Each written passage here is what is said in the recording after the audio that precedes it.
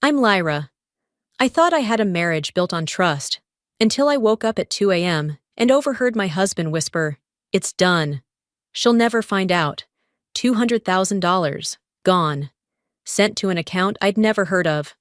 So before he could file for divorce, I froze everything. But that was just the beginning. Fake documents, anonymous threats. He didn't just want to leave me, he wanted to erase me. And now I can't stop wondering. How long had he been planning it? Was any of it ever real? Do you know what it's like to sleep beside someone who's already plotting your exit? I woke up to the kind of stillness that doesn't feel peaceful, it feels wrong. My hand instinctively reached for the other side of the bed, expecting warmth, a familiar shape, the quiet rhythm of his breath. But the sheets were cool, flat. He hadn't just stepped out. He'd been gone. Maybe he couldn't sleep. Maybe he needed water. I sat up slowly, rubbing the haze from my eyes. The apartment was quiet. Too quiet. Only moonlight spilled through the blinds, painting silver streaks across the floor. Then I heard it. A voice. His voice. Careful. Low. "It's done. She'll never find out." I stopped breathing. For a split second, I froze completely. Every instinct screamed to rush in and demand an explanation. But I didn't move. I stayed still, listening, rationalizing. Maybe it was work. Maybe he was watching a show. Maybe I misunderstood. Or maybe I didn't want to know. A faint laugh followed. Then the soft clink of glass. I crept to the hallway, each step feather-light, a quiet rehearsal in muscle memory. I caught the sound of the fridge closing. Footsteps. He was coming back. I darted under the covers just before the bedroom door opened. I lay still, breathing evenly, pretending. The mattress dipped. He settled beside me, his breath long, exhaling like someone who'd just offloaded a burden. I shifted slightly and mumbled, "Where were you?" "Bathroom," he answered without hesitation. "And the call?" "Client. East Coast stuff. You know how it is." I let silence do the rest. Then I rolled over and faced the window, heart pounding, thoughts racing. By morning, I still hadn't slept. Once he slipped into a deep snore, I got up. Quiet, barefoot. I walked to the kitchen and pulled my phone from the charger. I hadn't checked our joint account in months. That was Callan's role, his financial hat, as he called it. But this time, something in me refused to stay blind. I logged in. A transfer. $200,000 to something called Kale Enterprises. I stared at the name. It wasn't a client, not a vendor, not something we'd ever discussed. My stomach dropped. I refreshed the screen. The number didn't change. Gone. I snapped out of my fog, opened my private cloud, and uploaded everything. Screenshots, logs, transaction details. Triple encrypted. Sent it to a backup email no one else knew. I didn't confront him. Not yet. This wasn't some spontaneous betrayal. It was premeditated, strategic. And I've been a strategist for 15 years. At 6:48 a.m., I called the bank. By 7:15, the account was frozen. I still hadn't said a word to him, but I didn't need to. The morning crept in with a gentleness I didn't trust. I stood at the kitchen window, sipping lukewarm coffee, watching light scatter across the glass buildings downtown. The city was waking up, but inside our apartment, time felt suspended. Behind me, the bedroom door creaked open. Callan's footsteps were soft. Too soft, like a man who wanted to seem casual. "Morning," he said, voice laced with the kind of brightness I used to find charming. "Didn't think you'd be up this early." I turned, offered him a tired smile. "Couldn't sleep." He walked over, pressed a kiss against my temple. I didn't flinch, but I didn't lean in either. "Long night?" I asked lightly. He chuckled. "Yeah, had some stuff on my mind. You know how it is. Startup life never really clocks out." He moved past me and reached for the French press. As he poured himself a mug, I watched him. His hands steady, his body relaxed. He looked like someone without a care in the world. He took a sip, then glanced at me. Hey, I was thinking, maybe we should consolidate our emergency info. I arched a brow. What do you mean? He shrugged, casual. Just stuff like passwords, accounts, contacts. In case anything ever happens to either of us. In case something happens? I repeated. He smiled, warm and easy. Don't look at me like that. It's just a smart thing to do. I mean, what if I got hit by a bus tomorrow? That was Callan's style. Wrap poison in honey. Wrap a threat in concern. I set my mug down. I'll think about it. Of course, he said quickly. No rush. Just figured it'd be good to have everything in one place, just in case. The words hung there. Innocent to an outsider. Alarming to someone who had seen the back end of a $200,000 transfer vanish into a ghost account. He wandered into the living room, humming. I stayed rooted in place, head down. The manipulation wasn't loud. It was smooth, polished, and I'd fallen for it before. I sat on the edge of the couch, flipping through a stack of unread mail, and tucked among them was a blank form, subtle but deliberate, an asset declaration sheet. My name already filled in at the top. He hadn't said a word about it. No, hey, could you look this over? No, mind signing this when you have a sec? Just slipped into the pile like junk mail, as if it had always been there. I picked it up, studied the lines meant to list every account I owned, every dollar, every property, every digital wallet.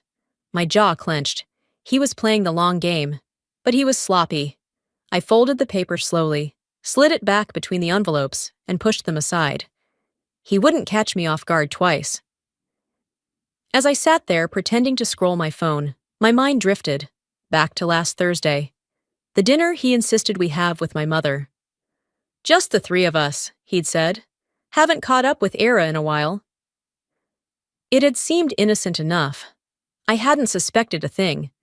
But now, retracing every word, every pause, I saw it differently.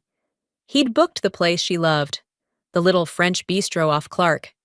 He ordered her favorite wine, toasted to family and the future, said things like, Lyra and I are looking at long-term plans, real stability stuff.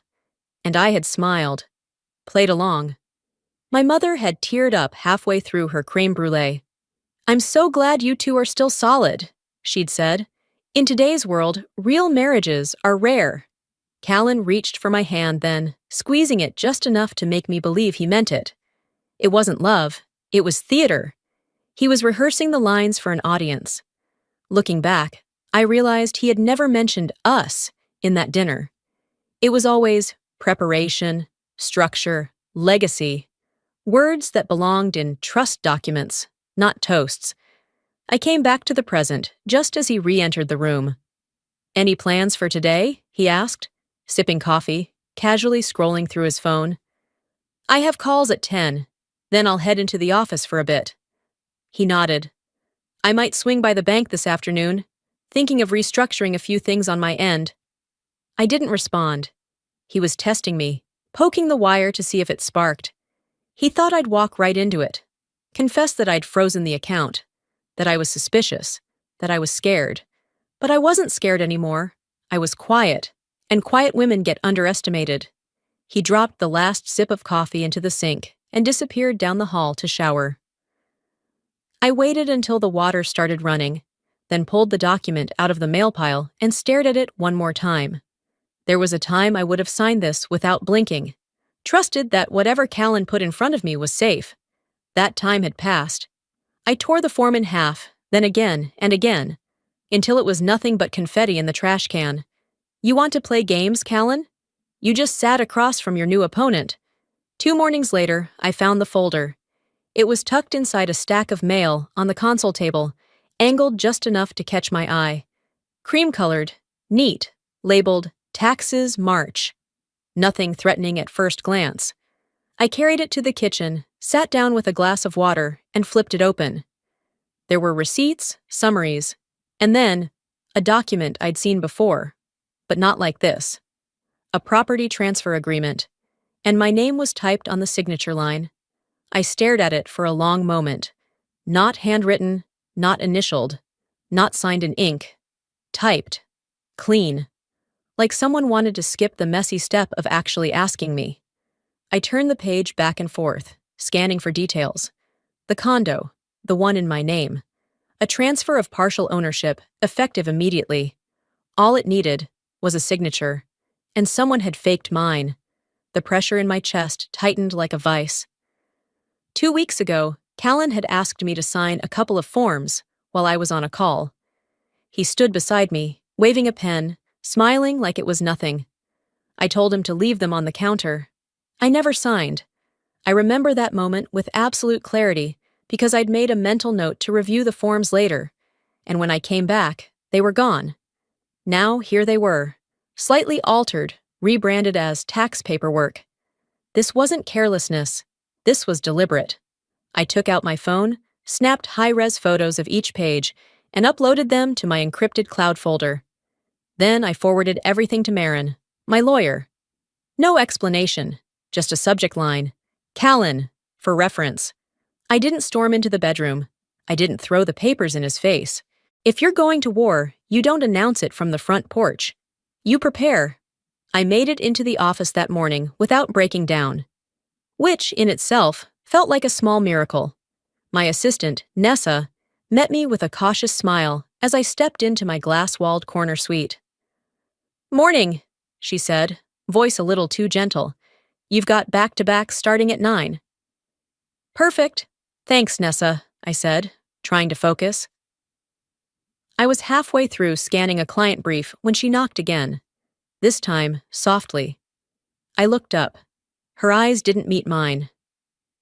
"You're not gonna like this," she said, stepping inside and shutting the door behind her. "I just heard from someone on the admin floor." I straightened. "Heard what?" "Someone forwarded an email, anonymous sender. It's about you." My heart didn't race. It just went still. She pulled out her phone and handed it to me. I scrolled through the message slowly, reading each word as if it were printed in acid. "Be aware that Lyra Halden has a history of moving joint marital funds into unregistered crypto accounts under false LLC names. Her team should review financial ethics before allowing her continued access to client portfolios. No name, no proof, just enough ambiguity to stir suspicion." And it had been sent to my boss, and copied to HR. I handed the phone back. "Did you read it?" She nodded. "It's garbage. But the timing," I smiled faintly. "Yeah. The timing, that was Callan's fingerprint. Subtle sabotage, whispered damage." I returned to my desk, opened my email, and there it was, flagged as important. Subject: quick HR check-in today, 2 p.m. That's how it always starts. Quiet, polite. Then it snowballs. I stared at the subject line, not moving. This was what he wanted. If he couldn't control me with money, he'd try to destroy my name, my work, my credibility. Everything I'd built over 15 years of showing up early, delivering under pressure, climbing one rung at a time. I closed my laptop, stood up, and walked to the window. Below me, Chicago pulsed. Cold air and car horns and ambition. I could have screamed. But what was the point? Callan didn't want to fight fair.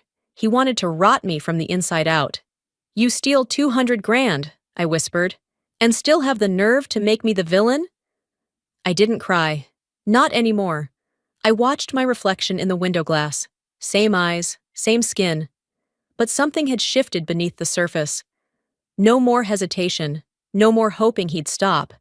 He had fired the first shot. Now it was my turn. By the time I stepped into HR the next day, I had already rehearsed every answer. The room smelled like printer toner and faint cologne, neutral, forgettable. My manager, Devin, sat with a polite expression that didn't reach his eyes. "We just wanted to check in," he said. "There's been a message circulating. Nothing formal, of course. But we need to make sure everything's clean on your end. You understand." I nodded once. "Of course." He used words like protocol and standard inquiry, but the implication was clear. I was a liability until proven otherwise. I didn't flinch. I answered their questions, offered to supply any records they needed, and when it was over, I walked out with my head held high, but my fists were clenched so tightly inside my coat pockets that my nails left half moons on my palms. This wasn't fear anymore. It was something colder, more exact. Back at the apartment, the silence greeted me like an unwanted guest, the kind that sits too close and smells like old secrets. I dropped my keys in the dish and froze. Callan was already home. He sat at the kitchen island, calm, composed, drinking mineral water like it was scotch. "We need to talk," he said, barely looking up. I didn't respond. I hung up my coat, walked into the kitchen, and saw the folder in front of him. Cream-colored. My stomach sank. He slid it toward me with 2 fingers. Inside, petition for divorce. Filed that morning. He was asking for 50% of our shared assets and spousal support. I blinked. "Is this a joke?" He didn't smile. "We've grown apart, Lyra." I stared at him, searching his face for any trace of decency. But there was nothing. Just that corporate calm he wore when firing someone at a board meeting. "You stole from me," I said flatly, "then slandered me at work, and now you're suing me?" "I didn't slander anyone," he replied. "People talk. I can't control that." "Don't lie to me, Callan," I snapped. "Not now." He leaned back on the stool, completely unfazed. "You've been erratic, secretive. I thought maybe this was the cleanest way forward."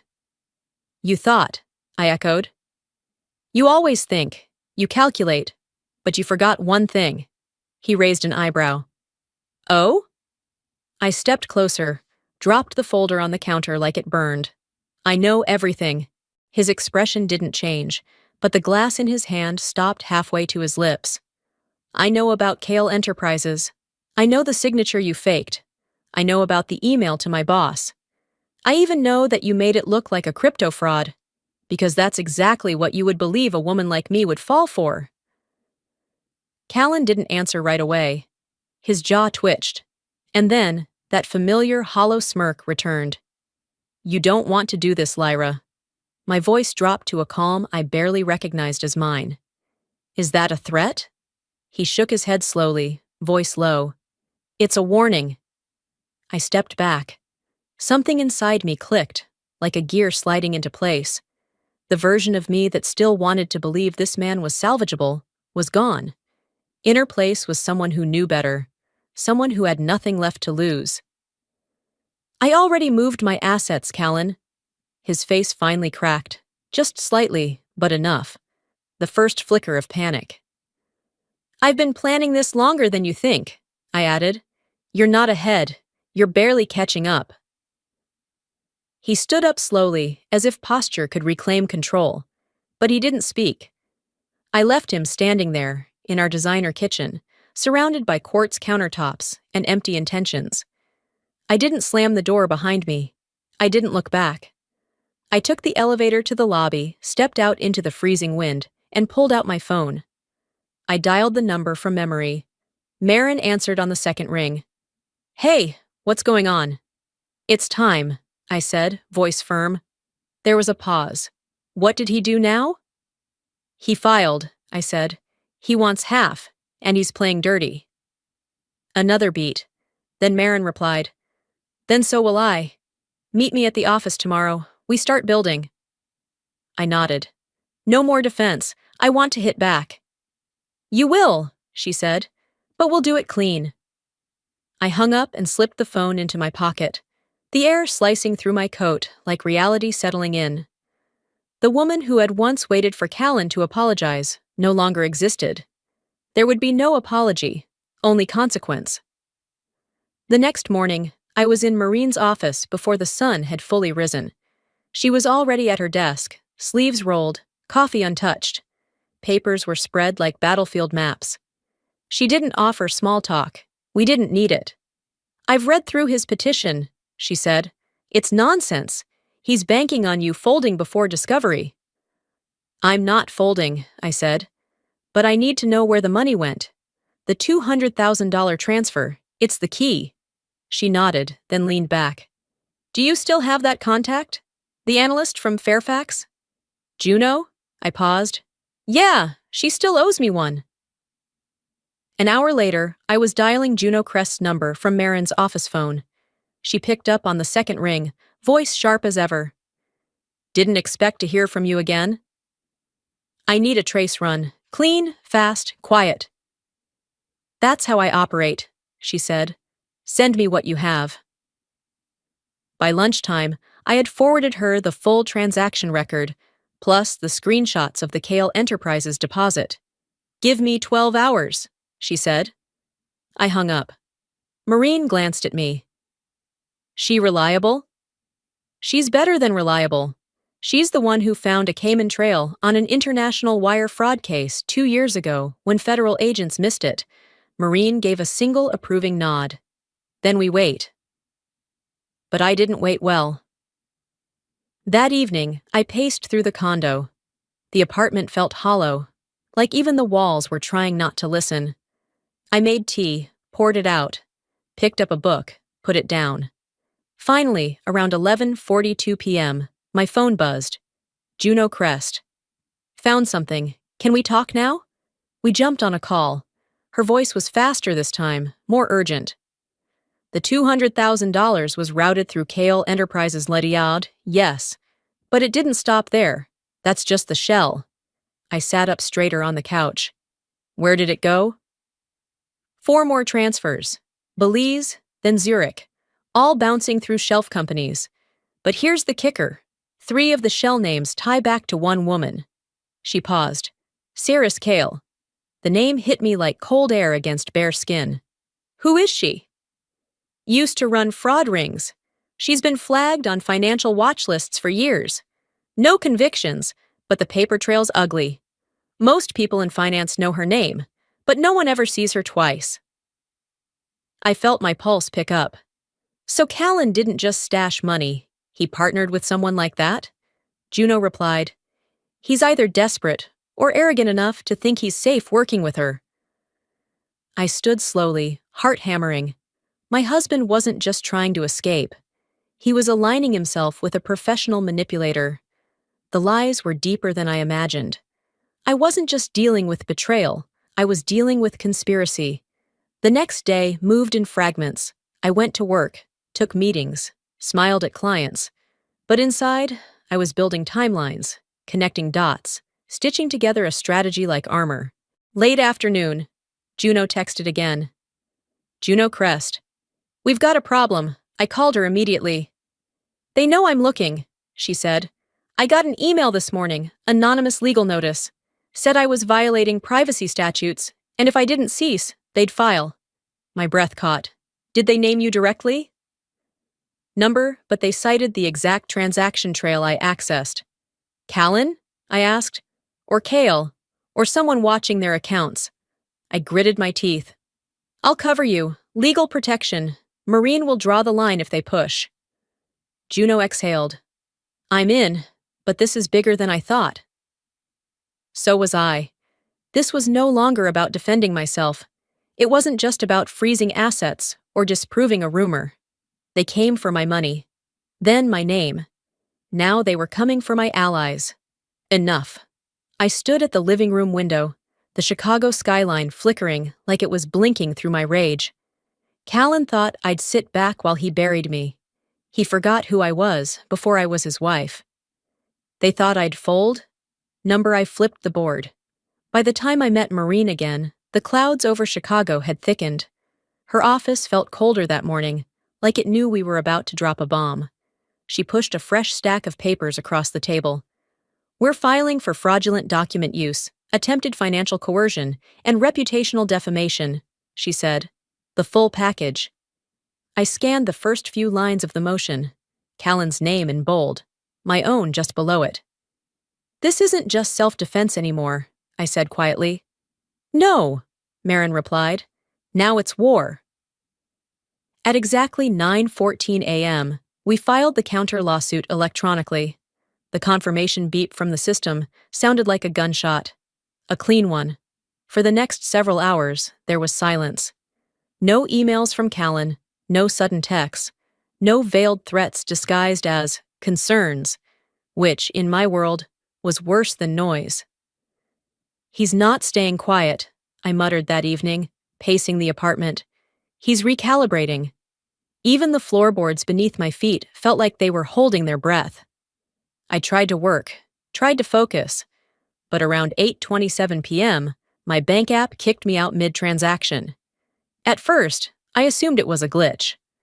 I re-entered my credentials. Access denied. Tried again. Then tried my secondary account, the one I used for small purchases and errands. Locked. I felt it instantly, that crawling feeling down my spine. Not fear, not yet, but something colder, familiar. I called the bank. After verifying my identity for the fourth time, the agent on the other end cleared her throat. "Ma'am, we flagged an attempted login from Fort Lauderdale, Florida, just an hour ago." I froze. "From what device?" "Untraceable, likely masked, but it pinged through a commercial IP, registered to a business name." I closed my eyes. "Kale Enterprises?" The silence on her end lasted a beat too long. "Yes, ma'am. That's what our system shows." I hung up and stood perfectly still in my kitchen, surrounded by clean dishes and humming appliances that suddenly felt too loud. They weren't just attacking my reputation. They were inside my accounts now, inside my daily life. I picked up my phone, called Juno. "They're hitting me digitally," I said without preamble. "Florida IP. They went for the backup account." Juno didn't curse. She was too professional for that. But her breath hitched. "They're escalating," she said. "This is intimidation. Classic Cirrus Kale playbook." "I'm not afraid," I said. "Good," she replied, "because it means you're getting close." We hung up, and within 30 minutes, I had a cybersecurity protocol team rerouting everything. New passwords, two-factor encryption, offline wallets, private routers. I even disconnected the smart fridge. You never know what's listening. That night, I didn't sleep. I built firewalls. I uploaded backup drives. I set up physical document redundancy. And when I was done, I sat at my dining table, stared at the framed wedding photo I hadn't taken down yet, and felt something shift again. Not anger, not sadness, precision. "You want to scare me?" I whispered to no one. "You'll have to try harder."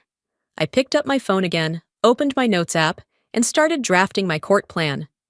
Not just to defend what I had left, but to make them bleed where it hurt. Strategy. That's what I'd built my career on. That's how I'd survive this.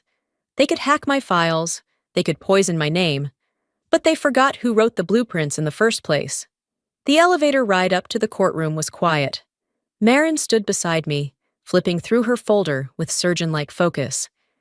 Her heels clicked sharply when we stepped into the hallway, a steady rhythm that kept my nerves from fraying at the edges. I sat down on the hard bench outside room 417, my palms flat on my knees, my spine tall. I wouldn't give anyone the satisfaction of seeing me shake. Marin glanced at me. "They're not ready for what we're bringing." I nodded, eyes locked on the door ahead. Callan arrived 5 minutes later with 2 lawyers in tailored suits and an arrogance that could have filled the entire floor. He didn't look at me. Not at first. But I saw the way his jaw tightened when he spotted Marin. Inside the courtroom, the air was stiff with silence. The judge entered, stern, unreadable. We all stood. Then Callan's attorney stood up. "Your Honor, our client has reason to believe that Ms. Halden has engaged in intentional financial misrepresentation. We've submitted evidence suggesting that she moved large sums of money without disclosing the intent, violating both fiduciary and marital trust." He passed a thick binder to the clerk, who handed it up to the judge. The documents were stacked with time-stamped screenshots, claims of cryptocurrency purchases, shell company registrations in Lyra's name. My name. They had created a fiction and dressed it in legal formatting. Callan looked smug, like a man who thought he'd already won the game before the pieces were even in place.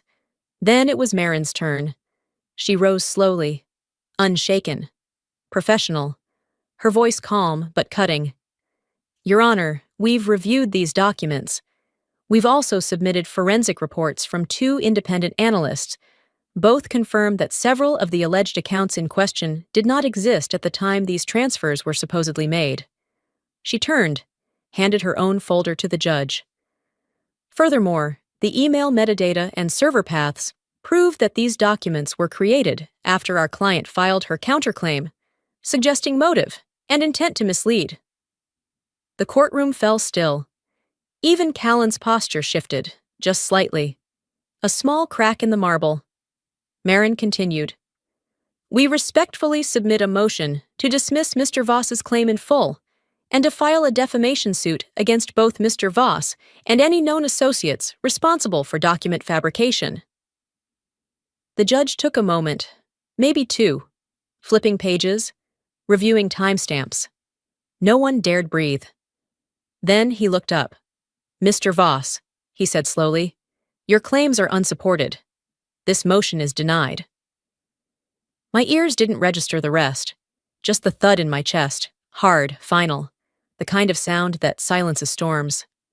Across the aisle, Callan sat frozen. His lawyer leaned in and whispered something sharp. I didn't need to hear it. I could read it in Callan's eyes. Panic. Outside the courtroom, the hallway echoed with the shuffle of feet and whispered shock. I didn't wait. I walked past him, past his team, past every fake smile and casual glance. But Callan stepped into my path, low voice tight with rage. You think this is over? I didn't stop. Just wait, he hissed, louder this time. You don't know what I still have. I turned, just slightly, and met his eyes. I know exactly what you are. That was enough. He didn't speak again. He just watched me walk away, like a man watching the fuse burn, still convinced it wouldn't reach the dynamite. But it would. It was Juno who cracked the final code. She called just after 7 a.m., voice flat with disbelief. Lyra, the metadata, it's worse than we thought. I paused mid-step on my way to the kitchen. How bad? The files Callan submitted? The ones Cirrus prepared? Yeah? They were created 4 days after he filed the initial claim. He backdated them, deliberately. I didn't respond right away. Just let her words settle into place like puzzle pieces clicking in reverse. Juno added, It's clean. Undeniable. It's over if the judge sees this. I didn't need coffee anymore. By 8:30 a.m., I was sitting across from Maureen in her office, fingers curled tight around a fresh folder stamped with evidence.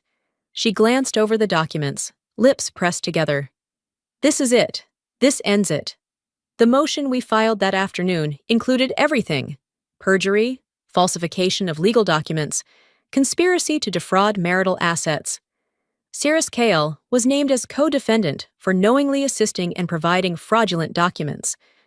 Juno's forensic breakdown attached at the end was bulletproof. Charts, timestamps, verification trails. Everything pointed to a carefully orchestrated digital lie. We submitted it just before closing hours. The final hearing was set for the next morning.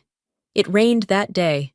Chicago's sky had a way of syncing itself with your heartbeat, and mine thundered steady and heavy as I walked into the courtroom. Callan was already there. He looked smaller somehow, not physically, but in presence. His suit still perfect, his hair still sculpted, but the shoulders were tighter, his gaze less cocky. He saw the folder in Maureen's hand and blinked twice. That's when I knew he felt it too. The judge took the bench and wasted no time. Marin presented the updated findings, walked the room through Juno's evidence, layer by damning layer. Callan's attorney tried to interrupt. Once. The judge waved him off. 10 minutes later, it was done. All claims submitted by Mr. Voss are hereby dismissed. The evidence supports fabrication. As such, the court recognizes Ms. Halden's counterclaim as valid and will be awarding damages accordingly. Legal costs will be assumed by Mr. Voss. Additionally, this court is initiating a referral to the state attorney's office regarding Ms. Kyle's potential criminal conduct.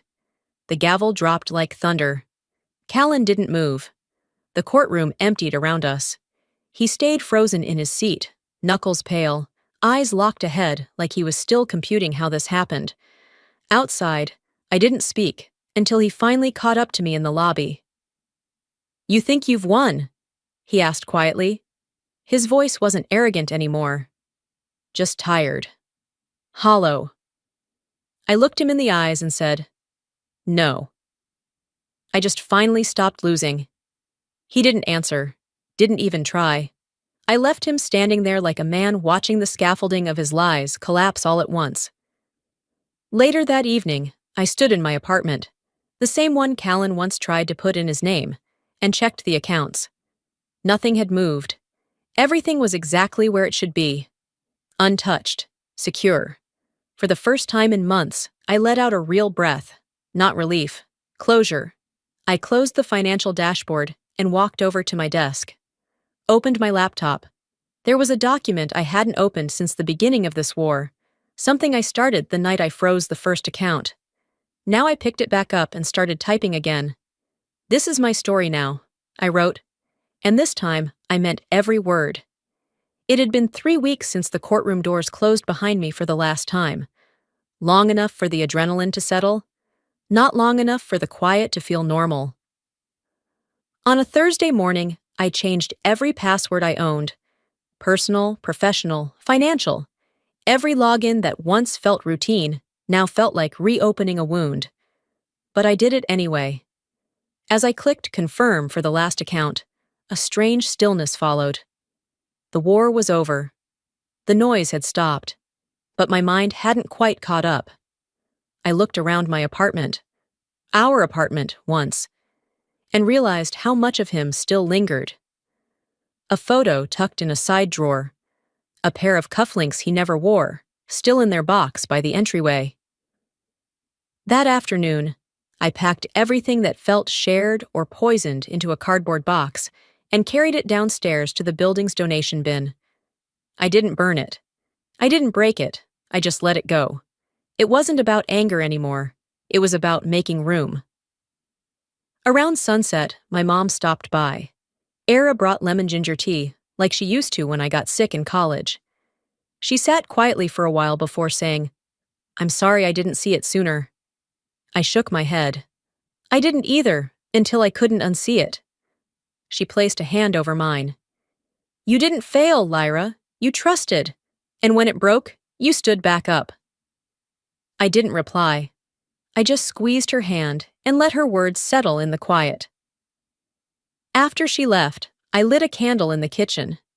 Not for scent, but for stillness. Then I checked my phone. A message from Juno blinked on the screen. "Got the offer?" I said yes. "You were right. I wasn't built to work in someone else's shadow." "Thank you," I smiled. Small but real. Minutes later, Marin called to confirm the paperwork was officially closed. "Funds released. Case sealed. No more hearings." Her voice was crisp with finality. I thanked her, then paused before hanging up. "Marin." "Yeah?" "Did I win?" There was a pause, then her reply. "You didn't just win, Lyra. You rewrote the rules." I sat in silence after that, and for the first time, it wasn't heavy. That weekend, I walked through Grant Park alone. The trees were just beginning to turn, leaves edged in orange, the air sharper than it had been just a week ago. I sat on a bench across from the fountain and watched a couple pass by, holding hands. They laughed at something I couldn't hear. Part of me felt hollow watching them. Another part felt relieved. Because I knew now, survival isn't about dodging the pain. It's about standing inside it until it teaches you something. I don't forgive Callan. I probably never will. But I forgave myself for staying too long, for hoping too hard, for handing over too much. Closure doesn't come in courtrooms. It comes in quiet and in choice. Later that night, I climbed up to my rooftop terrace. The city hummed below me, endless windows, blurred traffic, glowing signs promising everything and nothing. I opened my laptop. There it was, the file I'd named Exit Strategy. Funny how it had become something else entirely. I added one last paragraph. "You are not what they did to you. You are what you do next." Then I hit save. The screen faded to black as I closed the lid. No music played, No dramatic thunder in the distance, just the soft breeze against my skin, the sound of my own breath. Still, alive, and finally, free. Before I go, let me leave you with this. I used to think strength meant staying silent, holding things together, keeping peace even when I was breaking inside. But strength, real strength, is walking away from what was never safe to begin with. If you're watching this and you've ever been lied to, used, silenced, or made to question your own worth, I see you. You're not alone. And more importantly, you're not broken. You are not your past. You are your next decision. You get to rebuild. You get to set the rules. And you don't owe anyone an explanation for choosing peace over performance. For me, the most powerful move wasn't revenge. It was reclaiming my voice.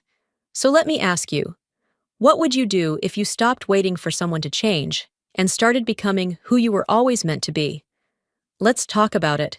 Drop a comment below and tell me, have you ever had to walk away from something that nearly cost you? Or maybe you're still in it and just needed a sign. Maybe this is it. If this story touched you, even just a little, type 1 in the comments, or let me know what city you're watching from. If you didn't like it, that's okay too. Tell me why. Tell me what you'd do differently. This is a space for honest stories and stronger hearts. And if you want more true stories that hit deep, about betrayal, survival, healing, and hope, don't forget to subscribe to the channel. We've got more coming, and someone out there needs your strength too. You stayed with me till the end, and for that, I'm grateful. Until next time, take care of your peace. It's worth everything.